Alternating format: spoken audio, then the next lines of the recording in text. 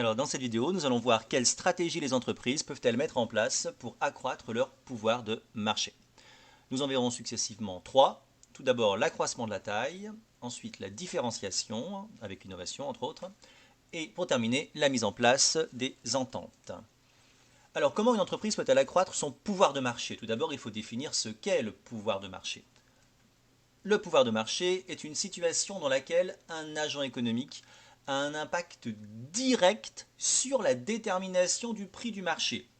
Ça signifie que l'entreprise sera en fait en position de force et qu'elle pourra imposer son prix. Alors imposer son prix ne signifie pas qu'elle va pouvoir pratiquer n'importe quel prix. Bien évidemment, il faudrait qu'elle tienne compte de la courbe de demande. Mais elle va pouvoir effectivement fixer un prix, alors que si elle était en situation classiquement concurrentielle, elle subirait davantage le prix. Bien évidemment, dans ce cas, nous ne sommes pas en situation de price taker, donc de preneur de prix, mais en situation de price maker, autrement dit de faiseur de prix. Plusieurs stratégies peuvent être mises en place pour pouvoir accroître son pouvoir de marché.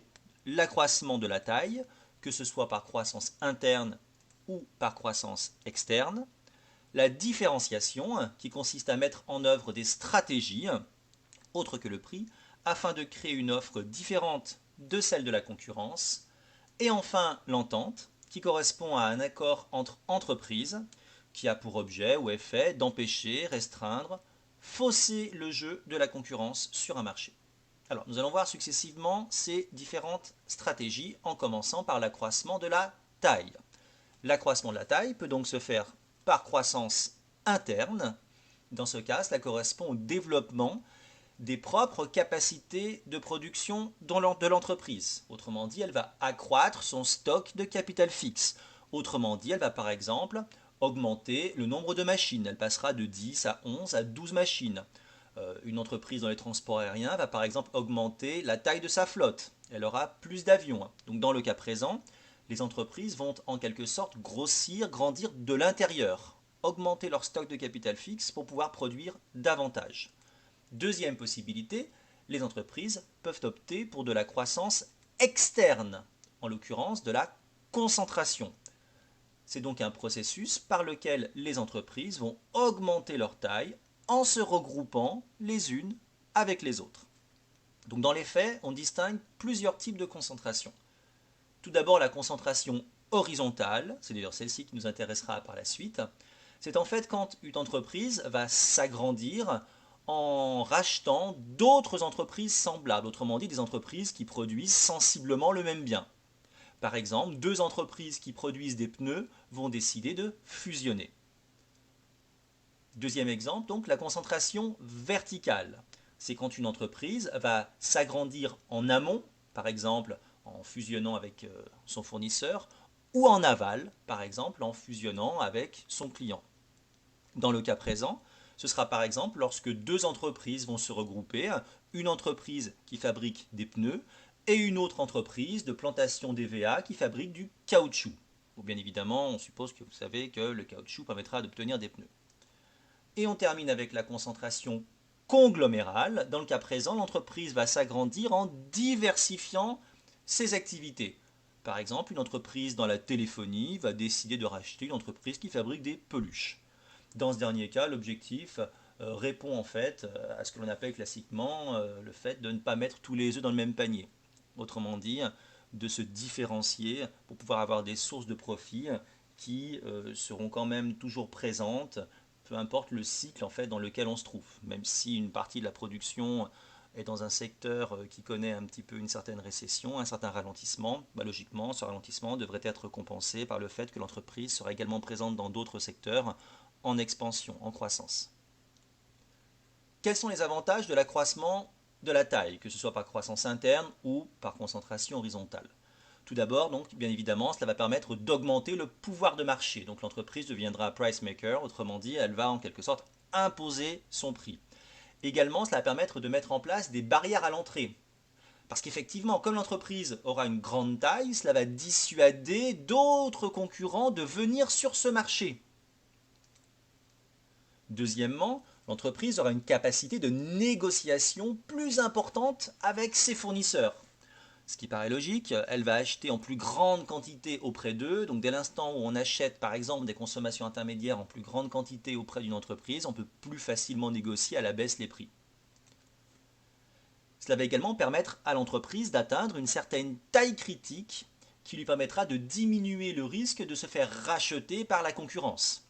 Bon, c'est évident, si vous êtes une entreprise qui pèse plusieurs dizaines de milliards d'euros, la probabilité de vous faire racheter par un concurrent est moindre que si vous êtes une entreprise de tout petite taille. Vous avez un risque de prédation beaucoup plus important. Bien évidemment, l'un des avantages classiques de l'accroissement de la taille est la réalisation d'économies d'échelle. Dès l'instant où vous allez accroître votre taille, vous allez produire davantage. Et l'on sait qu'en produisant davantage, la probabilité d'obtenir des économies d'échelle a bien évidemment tendance à fortement augmenter. En augmentant la taille, cela permet également à l'entreprise d'avoir un accès plus aisé, en fait, plus facile au marché des capitaux. Elle sera plus facilement repérable de la part des institutions financières, de la part des banques, de la part des sociétés d'assurance, etc., etc. Donc elle va avoir en quelque sorte une visibilité accrue auprès du monde de la finance, en fait. Ce qui rendra plus facile pour elle la possibilité d'accéder au marché des capitaux. Bien évidemment, il faut également tenir compte de sa santé financière, ça va de soi. Alors en plus, en son sein, un secteur qui aura pour objectif évidemment d'optimiser par exemple la gestion de ces différentes lignes de crédit, l'accès aux différentes lignes de crédit, etc. Et pour terminer, l'accroissement de la taille va également permettre la mise en place d'un outil industriel de qualité. Une taille élevée devrait logiquement générer davantage de profits, ce qui permettra d'accroître plus facilement les dépenses en recherche et développement qui sont source d'innovation. Ça permettra d'avoir des machines de pointe qui vont intégrer davantage bien évidemment de technologies, donc qui devraient logiquement voir leur productivité s'accroître. Cela permettra également d'avoir une main-d'œuvre, un capital humain de meilleure qualité, d'attirer ceux que l'on appelle les hauts potentiels. Deuxième stratégie pour accroître le pouvoir de marché, la différenciation, qui, je le rappelle, est donc le fait de mettre en œuvre des stratégies autres que le prix afin de créer une offre différente de celle de la concurrence. Alors dans les faits, il existe différentes formes de différenciation, par exemple la différenciation par le produit. Alors on peut très bien se distinguer par la performance du produit, on pense par exemple dans le domaine de la photographie aux objectifs Leica. On peut se distinguer également par la qualité, la fiabilité de ces produits, les pneus Michelin, par la technologie intégrée aux produits que l'on commercialise, les aspirateurs Dyson par exemple, par la durabilité, la réparabilité des produits donc, que l'on va proposer aux consommateurs. On pense par exemple à l'électroménager 1000 qui a une durée de vie relativement importante comparativement aux concurrents. Et enfin, on peut également, au niveau du produit, se distinguer par son design, par exemple les montres watch qui ont souvent effectivement qui présentent souvent une certaine originalité. Deuxième grand type de différenciation, par le service. Par exemple, par le service après-vente. On peut penser à la Fnac, Darty, le contrat de confiance. Par le conseil, donc par exemple quand vous allez dans un magasin avec la qualité du conseil qui sera proposée par les vendeurs sur place. Au niveau du service, une entreprise peut également s'appuyer bien évidemment sur les temps et les délais qui par rapport à la concurrence devront être bien évidemment les plus faibles possibles. Par exemple, lorsqu'une entreprise évolue dans le domaine de la livraison à domicile. Au niveau des facilités de commande, facilités de livraison, alors les facilités de commande, on peut se distinguer de la concurrence par exemple grâce, si vous êtes une entreprise présente sur Internet, ça peut être les différents types de paiement que vous allez proposer, ça peut être les facilités de paiement. Au niveau de la livraison, on pense par exemple à Darty, qui fait des livraisons sur mesure, qui va enlever les anciens appareils, qui va installer les nouveaux, par exemple pour un ordinateur. Et au niveau de la fidélisation clientèle, ça peut être la mise en place de cartes de fidélité, de points cumulés qui vont conférer des avantages, on pense à certaines grandes surfaces bien connues. Et enfin, troisième forme de différenciation, par la marque. Alors on peut se distinguer bien évidemment par le fait que sa marque soit prestigieuse, ça peut être des marques automobiles allemandes par exemple, par la qualité, la sécurité qui seront en fait évoquées par la marque. Ça peut être dans le domaine des machines-outils. On sait que les entreprises allemandes sont très très fortes et très réputées à l'échelle mondiale dans ce domaine-là. Ça peut être également par le positionnement client. Vous pouvez vous positionner par exemple dans le low cost, que ce soit EasyJet, Lidl, etc. Ou alors inversement dans le haut de gamme, Porsche, Ferrari, etc. On peut également distinguer sa marque de celle de la concurrence en jouant sur les valeurs qui sont véhiculées par celle-ci, sur les engagements. Ça peut être par exemple une entreprise qui va mettre en avant la lutte contre le travail des enfants. On pense au plan cacao Nestlé, ça peut être une entreprise qui va mettre en avant des vertus écologiques, comme Botanique, qui sont engagés à ne pas utiliser en fait de pesticides chimiques dans les produits qu'ils vendent. Et enfin, on peut également se distinguer par le nom des produits qui, en un clin d'œil, en fait, vont permettre un petit peu de pouvoir se distinguer de la concurrence. On pense à l'univers Apple, avec les iPhones, les iWatch, les iPods, les iPads, les iMac, enfin bref, vous avez compris. Au sein de la différenciation, il convient de laisser une place particulière à ce que l'on appelle l'innovation. Alors l'innovation, c'est l'apparition d'un produit nouveau, ou encore un produit qui existait déjà, mais dans lequel on va incorporer en fait une nouveauté.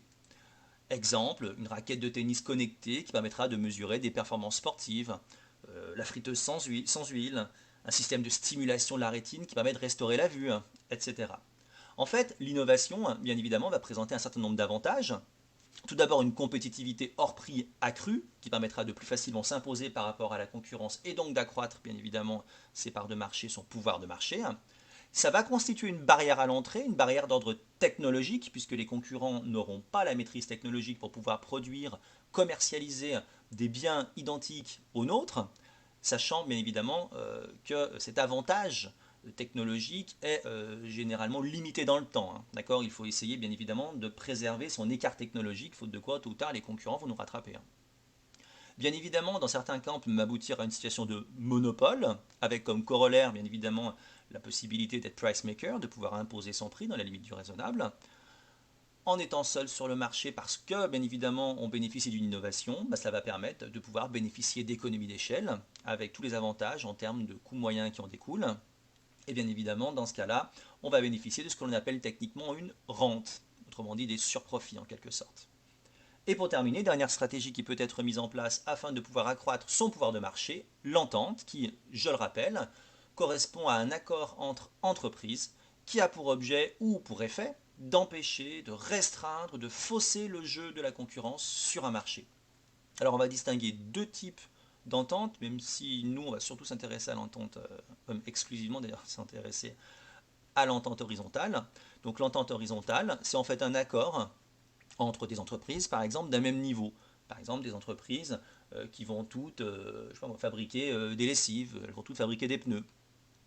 L'entente verticale, par contre, ça sera un accord entre des entreprises qui seront à un niveau différent, en fait.